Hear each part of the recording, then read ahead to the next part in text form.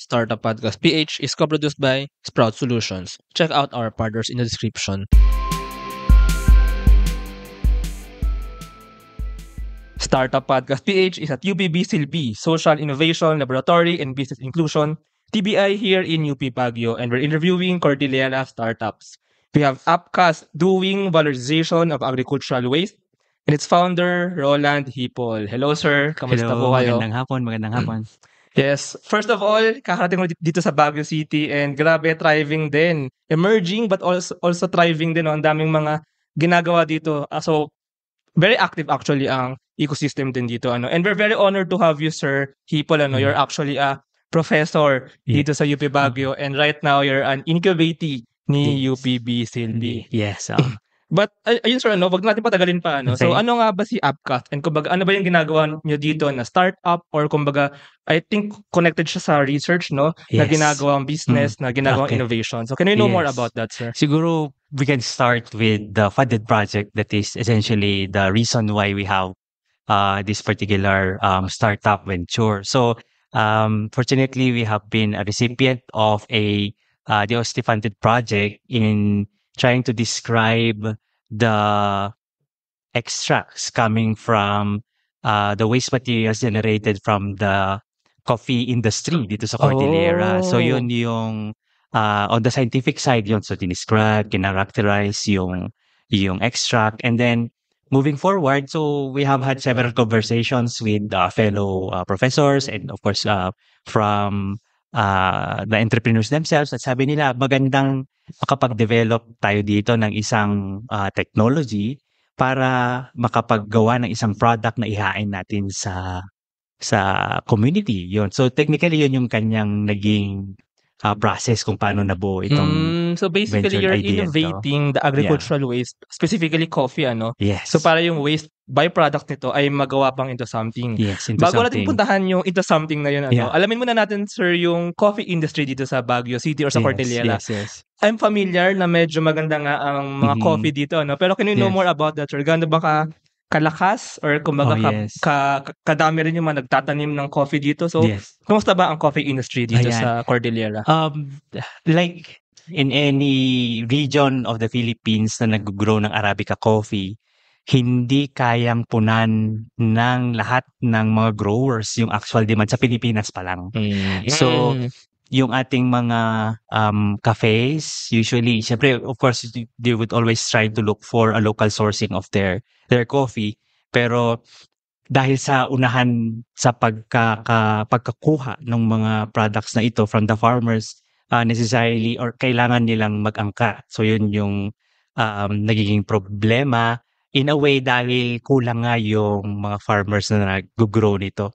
At unique yung Cordillera because the weather, including most probably the soil qualities of the Cordillera, makes it possible for the Arabica to grow here, including sa Mindanao. So medyo disparate, medyo magkakalayo yung kakayanan ng Pilipinas na gumawa ng Arabica beans.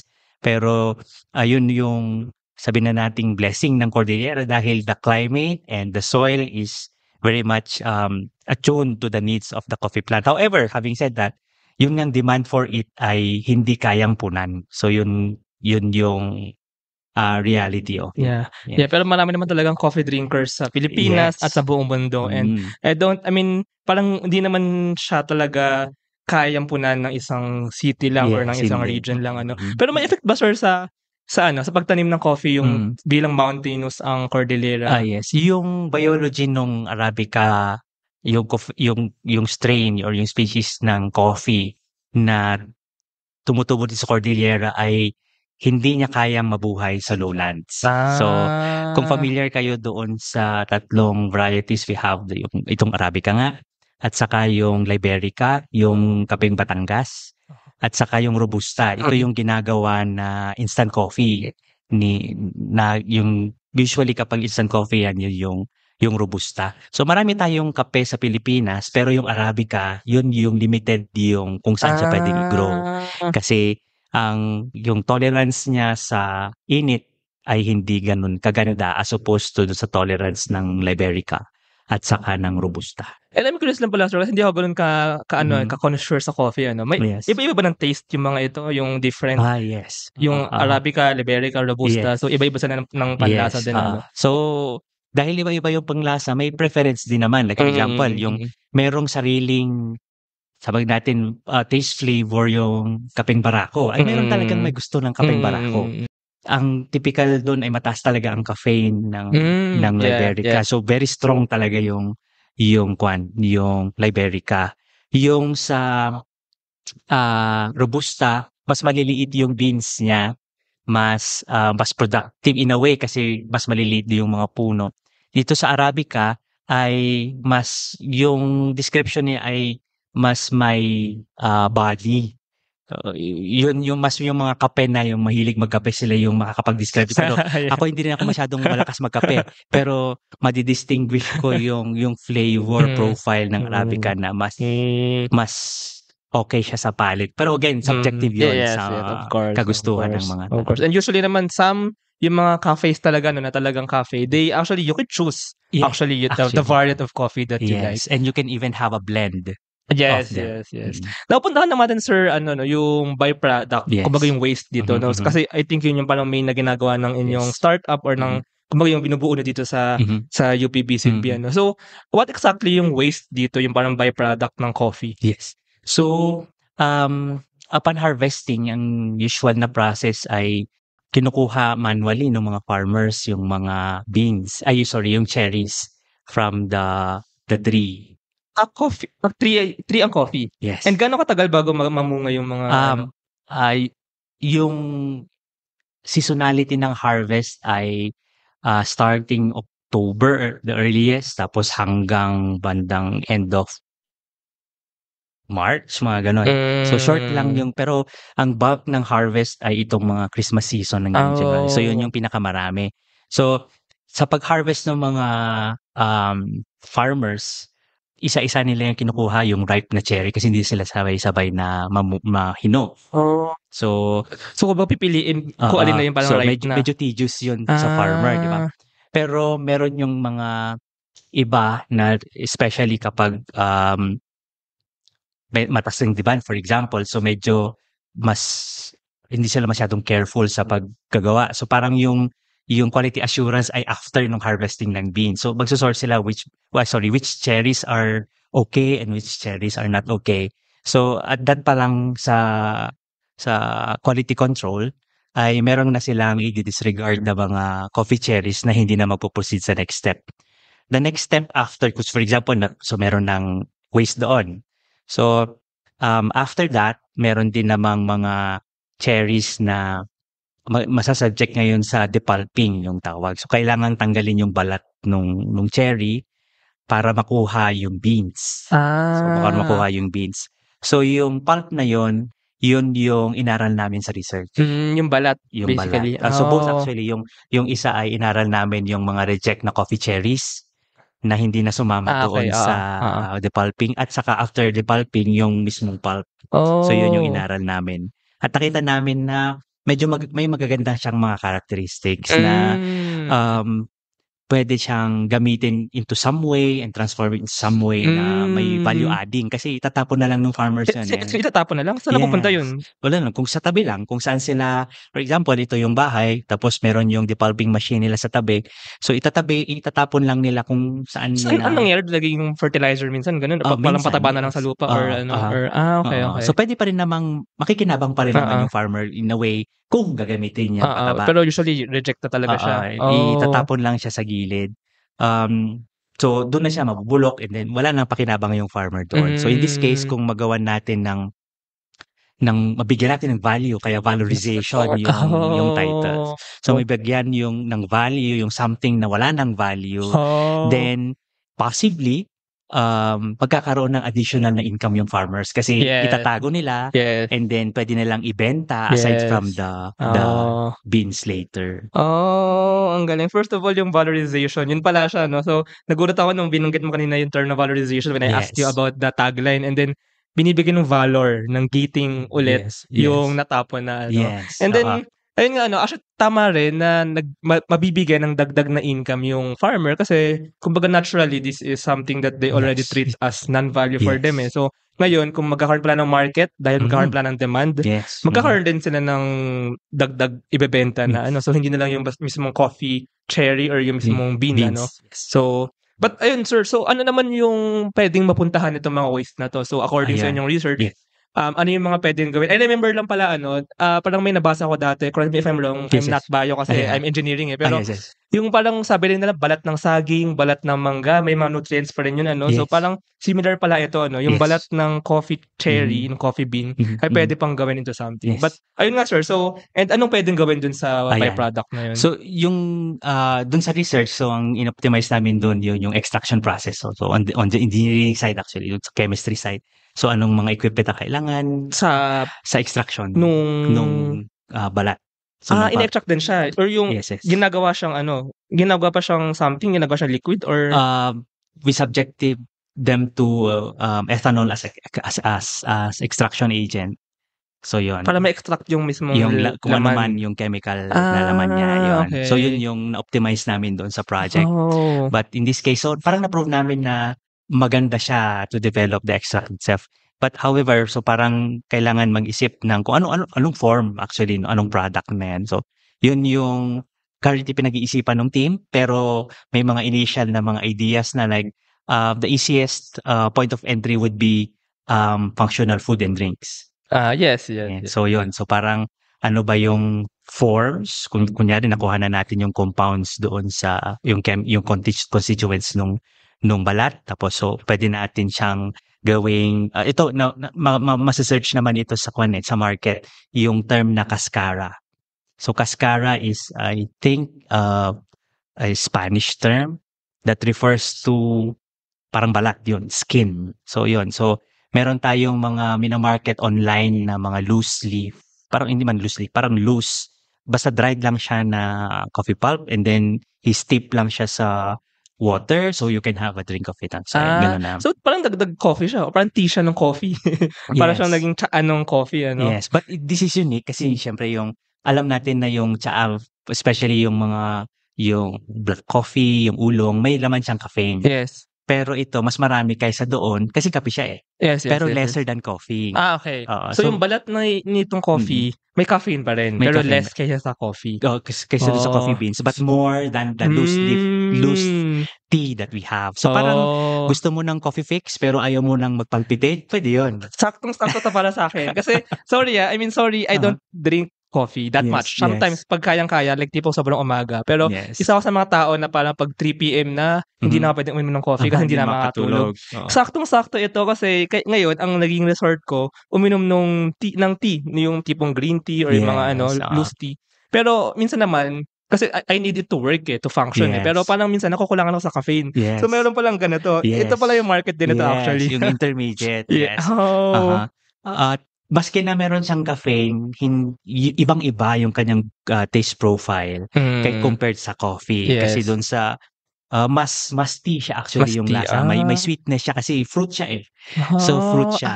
So meron siyang mas may tamis kaysa doon. Fruity siya nung coffee bean. So interesting yung kanyang niche kumbaga. So it's not coffee but it has caffeine more than those tea that we have in the market. Tsaka pwede nga siyang i-offer ng cafes din, of course. Definitely. Pero pwede rin siya magkaroon ng sariling shop na parang coffee tea shop or something, di ba? Na parang ganun, Aside from the tea, meron ba mga iba? Kasi I'm imagining baka pwede siyang gawing candy or ginunguya or something. Yun yung mga bagay na kailangan pang investigate. But yun yung mga easy entry nga, mga points. Another in reference to literature, ginagamit din siya as additive for the making of bread. Kasi bilang siya ay balat, mataas yung kanyang fiber content. So, and aside from the nutrition, the nutrients that it has being a fruit. So, meron siyang maidadagdag doon sa wheat, usually the bread. So, meron siyang yung bread, di ba, bumabalik ulit yung Nutriban na concept. Yes. So, pwede siyang maging additive to that. Especially let's say pinanggalingan na itatapon lang naman talaga, di ba? So, medyo sustainable yung sourcing ng ating raw materials to produce all of these things. Kaka parang alternative sa malunggay pandesal, Yes. Tsaka itong pandesal na to na may coffee coffee bean tea or coffee bean pulp? How do you say that? Yeah, Coffee pulp. bean yung The balat? coffee pulp, yes. May caffeine content na rin. So, hindi Yes. mo na kailangan ng pandesal tsaka kape. May kape ka na may kape at Pwedeng pandesal ka na in gatas lang one. yung inumin mo. Another thing na naalala ko, sir, yung parang hindi ko sure kung connected dito, pero Yes. meron yung anong animal, yun yung kumakain siya ng then may Yes. yung waste niya. Yung civet. Yes. Oo. Medyo related ba yun dito or medyo malayo siyang Wala na. Kasi actually yung civet cat, yung nakakain niya dito yung balat. Kasi ang ilalabas niya yung beans. Tapos yun yung kokolektahin nung mga enthusiast na. And yun yung market nila na cafe uwak. Yan yung tawag nila doon. Ayun. So, yung kinabang, doon pa lang makikita natin na ito yung staple ng civets. Bakit hindi pwede nating pakinabangan din? Yes. Gets. Aside from something na kino-consume, baka lang may possibility na meron siyang maging use naman na hindi kino-consume. Yes. Meron din bang ganun? Yes. Maybe textile or something? At this time, pwede siguro yun, yung textile, may specific lang na processing to get at the fibers. Pero being a fruit, I would think na yung cellulose content niya would be lower as compared to a regular trunk, for example, a tree, ganun, or Yes. vine. So, baka pwede, pero baka maraming processing ang kailangan o maraming volume para makabuo ka ng certain amount ng textile. Pero in relation to non-items, ang isa nito ay parang production siya ng cosmetic products. Isa yan. So, kasi popular sa cosmetics ngayon yung mga natural ingredients that contributes a certain property to the item. In this particular case, for example, for the coffee bean, for the coffee pulp, mataas siya talaga sa antioxidants. So, di ba, pag sinabing antioxidants, popular na yan sa skin products like less wrinkles, tighter pores, mga ganyan. So, kapag antioxidant yung play, medyo meron ka ng lamang or attractive siya rather sa consumers pag sinabing ganun. Is payroll processing taking too much of your time? Introducing Sprout Payroll Starter. For as low as 5,000 pesos per month, you get a team of experts to help you with your payroll and HR needs. We'll help compute and process payroll, handle all your government compliance requirements, and automate timekeeping. Leave the payroll to us so you can focus on growing your business. Enjoy peace of mind with Sprout Payroll Starter. Lalo na sa henerasyon ngayon na medyo may conscious sa mga ganito mga bagay. Yun, grabe ako personally na-excite ako na, I mean, first of all, yung valorization nga ng waste na you're actually creating value out of something na dati traditionally tinatapon na lang So, this is actually very exciting. And galing ito, sir, sa research So, let's go naman sa parang story kung paano nyo sinimulan ito So, this was part of your research na ngayon naging part ng UPB-SILB. Yes. Pero back then ba when or siguro sir pakwento na lang muna paano nagsimula itong research na to and maybe how did you start as a professor here in UP Baguio? Okay. So siguro yung nag-start na professor, matagal na. I have been in service for the last 28 years. So matagal na akong nagtuturo. And then yung research track. Your undergrad pala, sir, dito. Dito ka rin. Saan ka, sir, sa Ateneo ako. Ateneo sa De Manila, yes. Sa Quezon City? Yes, sa Quezon City. Yes. Magkatapat lang pala tayo dun sa UP Diliman. Yes. Pero biology ka na, sir. Biology. Biology sa Ateneo. And then now, nag-professor ka lang at biology dito sa UP Baguio. Okay. So, natapos yung graduate studies ng MS at saka yung PhD. Obviously, because these were for a degree, so medyo theoretical talaga. So, parang hindi mo iniisip kung ano yung next na may application ba to or hindi. Parang at that time, although ngayon, I would think na yung mga nagpi-PhDs and masters mas applied na ngayon. True. Parang iniisip na nila kung ano. Pero at this, as per my experience, kasi taxonomy ako So medyo plant taxo yung aking yung aking masters. Mga coffee na nun, sir, o hindi pa? Wala pa. Lumot nga inaral ko noon Moss ng Mount Pulag yung inaral ko noon So medyo talagang hindi ko nung kabataan ko hindi ko inaisip na makapunta. And none of my relatives are actually entrepreneurs. So parang walang talaga exposure sa ganitong klaseng mindset. And then after PhD, ganun din. So the PhD Saan sir na thesis PhD? sa Los Baños naman. UPLB? Yes, both my Oh. master's and my PhD are with And biology UPLB. din? Botany. Botany, Yes, halaman na. yan. Naging closer na sa Yun sa halapan na. Pero dun sa aking sa PhD, parang plant fungi interaction yung aking research notes. Again, medyo basic yung research. And then so bumalik back to surveys after the PhD at doon na lumabas yung iba-ibang mga opportunities for research. The first actually research opportunity that I was able to take advantage of was the call of the Philippine Council for Health Research and Development, so PCHRD ng DOHT para sa Tuklas Lunas. So involved pa rin naman ako doon, pero medyo mahaba kasi yung development ng venture doon, being drugs and medicine. Yeah, matagal nga yan. Hindi madaling pumasok doon sa enterprise na yun. And then itong inspiration for the coffee project was actually facilitated by the DOST CAR. Oh. Yung sa ano pala sir, how did you get into that? How did DOST contact you kumbaga? So they just found out about your research and then hindi naman, parang ang nangyari nito ay dahil researcher ako dito sa Baguio, parang ay dito sa UP Baguio.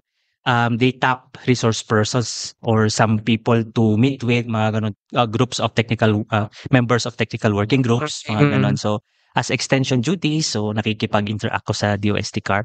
And then nasabi sa akin ng staff ng DOST CAR na may mag-open na call for a particular research. And then so at kailangan natin ng regional representative for this, parang ganun. So ako naman, nag-isip ako ng isang magandang idea. At that time, yung brother ko kasi ay associated with local roastery. So parang, nandiyan naman na yung aking kapatid. So parang kung kailangan ko ng sources of coffee for the study, so nandyan lang. So doon na nagsimula yon. So parang natapos yung project, na-complete yung project actually mga ito lang, last year lang, 2023. Recent lang din yung sa DOST. Yes. So kaka-close lang nung research. So ang isang requirement ng PCERT ay to develop this or at least try to develop a technology and an enterprise out of it. So yun isa din yun sa isang nag-push sa akin na makilink with CB. Yes, kasi ito na yung next. And by the way pala muna sir, how did you go to UP Baguio? Kasi you did your in UPLB, diba? Then paano ka napunta sa UP Baguio naman? Ako ay born and raised in Baguio City. Okay. So taga rito talaga. So bumalik ka na ng Baguio City. So after college, naghahanap ng work. So parang spending 4 years in Manila, parang gusto kong bumalik. So nag-apply ako sa universities dito at unang say yes ang UP Baguio. So ever since I've been here. I see. And ayun nga, sir, so dumating na si UPB Silbi. Actually, UPB Silbi started January 2023. And then, so actually parang wala pang 2 years ago. And then, fortunately, nagkaroon nga ng ganitong parang support din from the government na yung mga research. Actually, hindi lang research. Basta anything na ginagawa dito sa region na ito, sa Cordillera, ay ma-turn into innovation and into an enterprise. Yes. So, how was that process naman, sir? And you mentioned din kanina na parang ang unang part ng ginawa sa research is yung extraction part, yung optimization ng So, in stages din ba itong parang engagement niyo with Silbi na research? May part pa ng research? Or ang focus niyo now is yung enterprise na rin talaga? At this time, medyo malinaw na yung on the science side of it. So, although the product development may kailangang science pa doon. So, that siguro kailangan ng assistance. So, yun. So, isa siguro yun na kailangan na pwedeng hingin or humingi ng tulong sa Silbi in reference to networking, isa yun, to look for people who can help me out and kung meron mang ma-extend na tulong din sa akin directly. So basically tapos na rin somehow yung research ng extraction. So meron na nung parang extract nung coffee bean pulp nung balat ng coffee Ang next part is yung extract na ito, turning it into the actual product. Yes. So baka may nakikinig dyan from UP Baguio, students, researchers interested to work with this very exciting valorization of coffee waste, agricultural waste. So let's take this time to invite those May pa pala sir, may lab. Kumbaga, how do you extract? So you have a lab here in UP. So kumbaga may facility na diyan where you Yes. can do the scientific extraction, Side of kumbaga it, yung yes. pag-extraction. Mm. Yung product development, if ever, do you need another lab for that? Siguro yung proof of concept kaya dito. Mm. Oo. Pero pag pilot scale na yung production, Yes, yes. magpa-process na tayo ng 500 kilos ng raw material, doon kailangan na ng network, kailangan na ng industry partner actually. So, Okay. moving forward, isa yun sa mga tina-target din namin together with the help of Silvina kung pwedeng magkaroon ng mga research collaboration agreement with some industry sa product development. Sila na ang after kapag nakitang successful yun, so may license, I would not know the technology transfer process here, Yeah. pero I would think na kapag merong collaboration agreement with an industry, baka may lamang na siya. Hindi ko alam, hindi ko sure. Pero Yeah. so that would of course provide us the team of that resource that we don't currently have, kasi kapag ganung scale na ng production and extraction, kasi sa amin dito proof of concept lang muna, like laboratory scale lang talaga Yeah. yung kaya dito. Oh, pero actually that's very true, ano. Yun din ang isa sa mga role ng UPB Silbi. Nandito tayo ngayon, by the way, sa office ng Silbi. And yun nga, connecting, not just parang forming the business model, not just Yes. forming yung kumbaga yung research into a business, into something that can be commercialized, pero connecting, ang ganda idea nun actually, hindi mo na siya kailangan i-start from scratch talaga. Once you have the proof of concept, POC, you can find maybe a manufacturer already established in the industry na gumagawa ng related na food Yes. or related na consumable. And kumbaga yung usapan nyo is business to business somehow, Yes. Yeah. na ikaw yung product development part, R&D part din, and yung somehow kumbaga yung paggawa nung gagawin nila. Tama. At the Basically. scale na kaya namin. Yes. Sa smaller scale lang muna. Si industry partners, siya na yung mag-manufacture into maramihan and kumbaga Yes. direct na into the consumers. Consumer, yes. Actually thank you sir na nakausap kita dito. Kasi yun din yung napapansin ko na problem ng mga researchers, yung transitioning to an enterprise. Kasi ang nagiging thought ng iba is sila gagawa lahat from scratch, Yes. Pero tama yun actually. We do the research and we just connect with an established industry partner na industry player na and just collaborate. Yes. Oh. We leverage on each other's expertise. Yes. And resources. How about here pala, sir? So, meron ba kayong team or parang sa ngayon, ikaw lang muna yung gumagawa or meron ka na bang mga same in the lab maybe? Yes. Ako ay biologist by training. So parang I would know yung mga scientific or mga methods to test yung safety, yung kung ano man yung claims na pwedeng i-claim as a functional food or a functional beverage.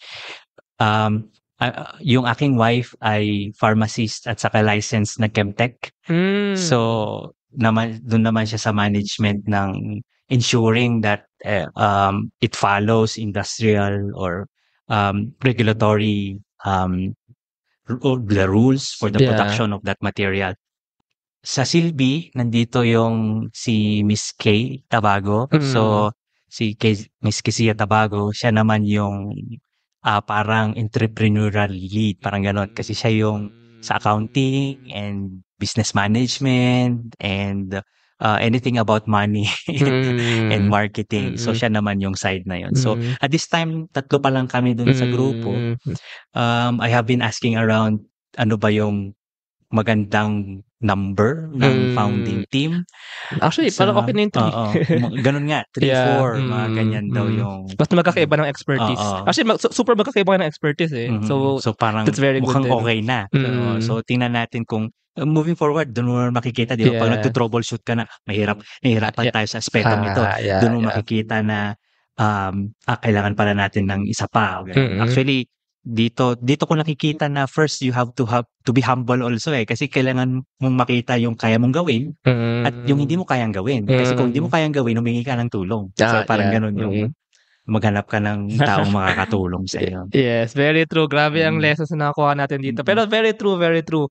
Actually, mas maganda pa nga yun na you specialize on what you can do best. Like for example, ayun nga, you're a scientist. So you focus on the science and then I mean, of course, you still have to know the entrepreneurial side, of course. yes, Do you have any background pa, sir, right now? Or nung college, isa lang, econ. Ayun. Yung macroeconomics pa. So, tipong hindi talaga siya applied sa ganitong klase. Yeah. And actually, pasalamat ko sa Silby kasi inintroduce talaga ako sa isang realm na wala akong ka-idea. And sometimes that gives you the zest na something you can discover something else that is new every time. So parang ganado ka everyday makipag-usap kasi usually kapag feel mo na alam ko na yan, ganyan. So parang hindi ka na masyado makikipagkwentuhan. Pero pag sa isang bagay na hindi mo pa ganun gamay, excited kang matuto. Maski na sa kanila elementary lang. Pero sa akin, laking bagay na it's a new idea. Yeah. So trading of expertise din talaga. So yung science and yung entrepreneurial and then combining, we have a innovative enterprise. And actually, na-realize ko lang din sir. So when you partner with a manufacturer, so parang nagiging rin kayo, kumbaga R&D or product development arm naman nila somehow. Yes. Parang ganun yung magiging setup niya Pero do you have any idea like kung paano niyo siya i-market later on na parang when you actually sell it na what's your thoughts on that? Yung parang yung segment this time na very early in the life of this venture, parang talagang yung health conscious na mga consumers talaga yung target dito. Like pwedeng ipakita na umiinom ka ng kape dahil may kafe, pero may dagdag siya na wala sa kape na nakakatulong sa'yo. At kapag gagawin natin sa for example na carbonated drink, so siyempre yung mga carbonated drinks, mataas ang sugar niyang mga yan, di ba? So yung mga health conscious ay meron siya nung flavor, not flavor, but the experience of drinking a soft drink but it's guilt-free. At isa pa yan, market din ako niyan. Kasi hindi na nagso-soft drinks ngayon dahil nga sa sugar content nito. Pero pag nagkaroon ng ganitong carbonated coffee, coffee/tea. Yeah, coffee/tea, I might drink that. So, at yung mga ang tawag dito, yung mga busy professionals na hindi makagawa ng mga smoothies nila. So kung makagawa ng instant drink for it, so parang actually, uso yan sa mga nag-workout, yung gumagawa ng sariling smoothie and then kumbaga for the nutritional content, that's what they drink for breakfast na actually. How about pala yung price lang? Do you think this will be like very competitive talaga? Yun ang hindi pa namin nakikita. Although we had part of the research was to being part of the valorization, like estimate kung magkano yung production cost for each. Tapos parang pumapatak yata ng around 1,000 of the pure extract. 1,000 pesos for the production of a pure extract, powdered extract for 1 kilo. Pero how much is to be used for a beverage yun hindi pa alam. So yung costing for the actual product, wala pa. The costing of the production of the extract meron kami. Pero the production of the product itself. Yes. Kumbaga yun yung natapos nila na part yung extract part. So yung manufacturing part yun yung titingnan pa natin. But ayun, abangan natin. Maybe in a few years, 2, 3, 4 years. Hopefully. In the market na ito na grabe ayun. Grabe. I mean, natutuwa ako na may ganitong klase yung research dito and I'm so happy na nagpunta akong Baguio at nalaman ko itong ganitong ginagawa. Thank you for coming. Thank you din, sir. Thank you. Final question na lang, sir. So, ano ba parang vision ninyo talaga? Maybe farther pa, maybe 10 years. Parang do you see this brand being a mainstream drink talaga na parang usually pinibili ng mga tao sa grocery, sa convenience store, ganun ba so. yung... Yung isang lately lang na kausap ko yung mga taga-system, UP system. Tapos parang yung isang tanong nila sa akin ay same question. Parang mom and pop thing ba yung idea mo or parang URC? Parang C2. Parang sa akin kasi bilang nagsisimula, yung C2 na level, hindi yata to kaya. Parang, pero you're the second person to have asked that. So I would think, I mean, sky is the limit dito. Parang as long as obviously may sakripisyong Intel dito, di ba? So parang merong R&D and optimization of everything. Hindi lang yung science side, yung manufacturing side, and on the skill side. So kung kakayanin, we aim for that. Yeah, Mm. yeah. Yeah. Actually, that's good din na talaga reach for the stars talaga. Yes, Pero I mean, grounded pa rin naman ang approach, Of course, Start oo. slowly, start. Kasi madaling masunog. Mabilis. Do you think like you'll start muna sa Baguio muna ganyan, unti-unti ganun? Medyo, 'di ba uso sa kape yung single origin? Like mas mataas talaga yung presyo niyan kapag sinabi nung kape na this came from this particular farmer, this specific. Isa yun sa pwedeng maging business model nito. Like a particular product developed from the coffee plants of this particular farmer. At meron ding patrons yung mga coffee shops na specific talaga. Merong cultural flavor. Hindi lang nagpunta ka doon dahil gusto mo magkape. Yes. Pero dahil alam mong nakiki-join ka sa isang kultura. True, So, true. ganun din. So, pwedeng gawin yon sa local na mga coffee dito kasi na pwedeng i-identify na this is a special single origin coffee coming from this particular farmer from a specific area of Cota Cordillera. Tapos sila na din kung sa kanino nila ipapasa kasi kasama na sa branding nila yun. So it can be B2C, it can be B2B. So yun yung initially. But yung first entry I would think ay B2B muna kasi mahirap gumawa ng mga produkto na maramihan. Yeah. I think in this case din, mas madali ang B2B or business to business muna kasi that's also how you establish the brand pa. Kung baga nabenta na siya or you partner with the brand, a coffee shop. Actually, may mga ganun na in Baguio, in Cagayan, and in Baguio nga, uso pa nga yun na parang pupunta yung mga taga Manila or outside Baguio sa Baguio because of these special drinks na parang grown by farmers here in the region. So, parang yun din yung pwede na maging approach. And then, once meron ng mga cafes or mga breweries or mga shops dito sa Baguio na ganun, sumikat na yun. Kilala na, yes. Pwede na may partner with the industry, with the manufacturer and may B2C na siya kasi talagang kumbaga diretso na sa consumer. Admittedly, hindi pa to popular di ba? Hindi yung drink from coffee Cascara, hindi pa siya popular. So baka marami yung mga hindi adventurous masyado sa drinks. So makita nila sa shelf yan or sa ref, mas kukunin pa rin nila yung or yung kung ano man na familiar sila. So magandang ipakilala muna natin. Mukhang siguro yun yung isa sa mga magandang points of entry into the industry. True. Ayun, pero grabe no. I mean, I'm so amazed by this kind of research. Actually, nag-start sa research na naging innovation and now going to commercialization. Very inspiring actually. Thank you so much, Sir Hipol. And if our listeners want to find out more information about you or maybe the project that you're working on, Upcast, ang current name niya, pero baka mag-iba pa no? Pag brand na siya, no? So, sa tulong ng Silvia, yung branding and marketing. Yeah. So, how can they contact you, sir? Or maybe meron bang, how can they contact si Silvia na rin and maybe si Upcast kung meron na kayong palang branding sample? Bilang isang research group pa lang at this time, wala pa kaming online presence. I mean, me and our group. And if some questions or clarifications or even would like to network with us for anything, of course, you can always contact Sylvie. Yeah.